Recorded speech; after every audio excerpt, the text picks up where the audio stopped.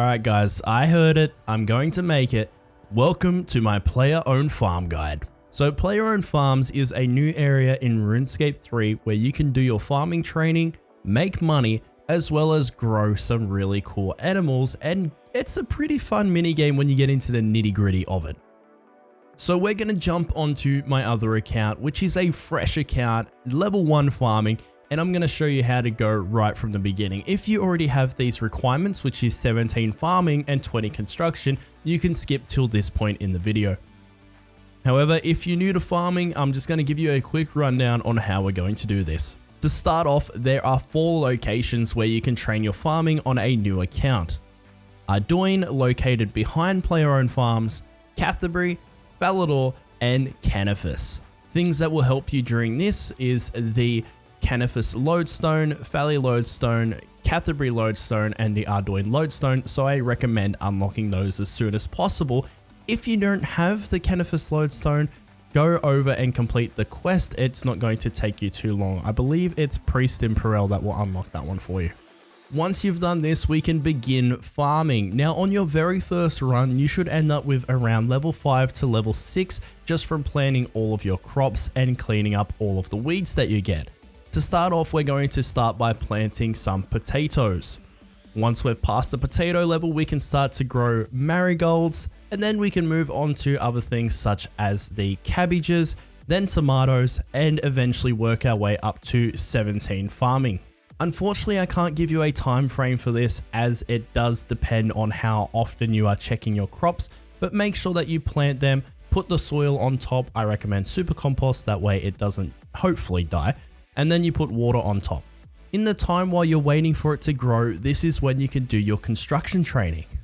Construction training is very simple. You will need probably around 250 planks to get our level 20 that we're after, as well as around 600 to 700 steel nails. When training construction, head over to Varrock and then you can speak to the house owner who will then give you a house. Make sure to relocate your house to Talbury as this is the closest one to a bank.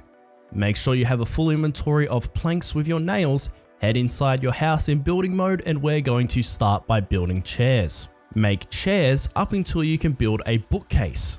From bookcases, we're going to now go and make the ladders. And this is where we will stay until we get 20 construction. Remember, if you run out of planks, simply just run back to the Talbury Bank and then enter back in building mode and continue your training. While you're training construction, your crops will be growing. Once you hit level 20, go and check on your crops, make sure they're all good, harvest them, and then use the highest tier seed that you can for your current level, which will probably be the cabbages or the tomatoes. Once at level 15 farming, you'll be able to plant your first tree, which should be an oak tree. You can do this using acorns into a plant pot and then planting the tree inside the tree location. There are tree locations in Talbury, Falador, Lumbridge, Varrock, and there is another one that you can access in the Tree Gnome village if you wanted to and you have that unlocked. Now that we have the basic requirements for training at the player-owned farms, we're going to talk to Granny. Granny is now going to give us instructions on what to do. First, she'll tell you to run down the back and grab a yak, go and grab it, and then bring it back to Granny at the front. After some dialogue, she'll also tell you to sell the yak that you've just retrieved to this person here out the front as well.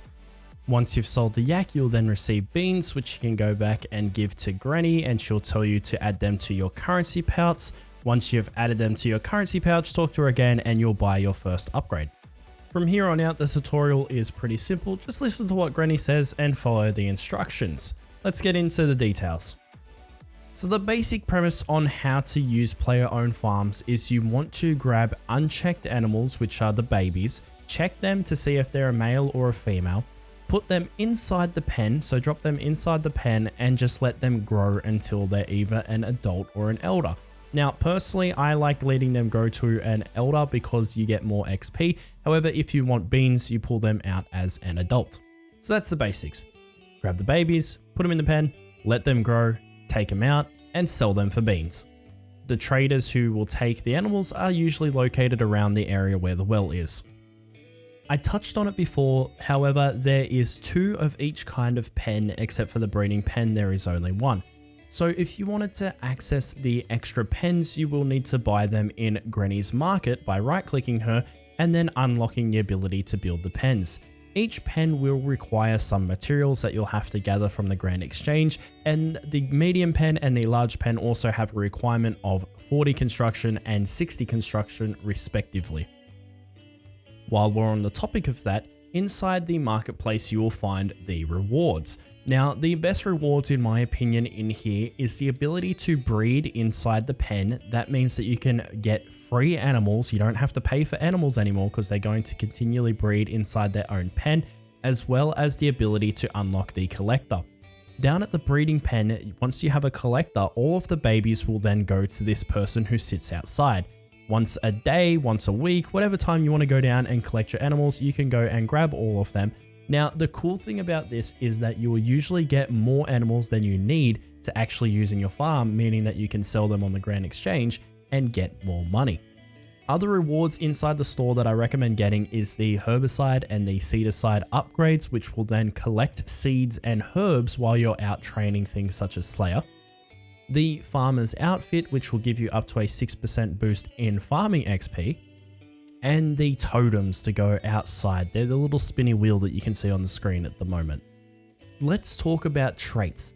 Each animal in your farm will have its own traits. Now, traits can be passed on through generations. So if you are breeding your animals and you want to keep those really good traits, there's a chance that they can be passed on to its babies or combining good traits into one.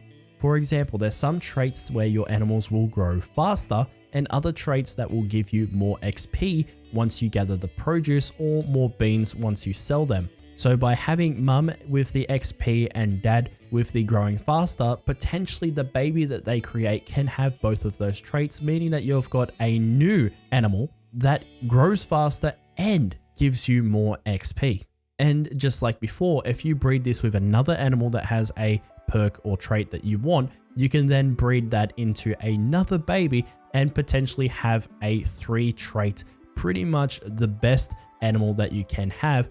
And you keep these ones as your dream team parents to keep making the babies. Don't ever gather these ones, don't ever take them out, because these are the ones that you want to keep in your pen and keep producing babies with the same traits over and over again. Now we're going to talk about the illnesses and diseases. So sometimes these can come on because it's the wrong season, which is why the seasonalizer is in the rewards if you wanted to buy that so it doesn't happen. But more often than not, your animals get sick from just not having food.